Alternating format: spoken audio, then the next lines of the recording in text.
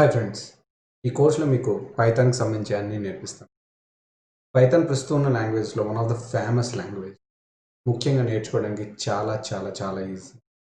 And కొత్తగా ఎవరైనా coding నేర్చుకుందాం అని అనుకుంటే పైథాన్‌తో స్టార్ట్ చేయడం బెస్ట్ ఆప్షన్. మిగతా లాంగ్వేజ్ లాగా సింటాక్స్, కస్టమైజ్డ్ సింటాక్స్ అలాంటివన్నీ ఉండవు. నే నేర్చుకోవడానికి పట్టే టైం కూడా చాలా చాలా తక్కువ. అండ్ ముఖ్యంగా ప్రస్తుతానికి పైథాన్ డెవలపర్స్‌కి మార్కెట్‌లో చాలా చాలా డిమాండ్. అండ్ పైథాన్‌ని ఈ ఈ టైప్ ఆఫ్ అప్లికేషన్స్ కోసం వాడుతున్నారు. ఈ టైప్ ఆఫ్ అప్లికేషన్స్ కోసం వాడట్లేదు. అలా ఏం లేదు. పైథాన్‌ని చాలా ఆల్మోస్ట్ అన్ని ప్లేసెస్‌లో వాడుతున్నారు.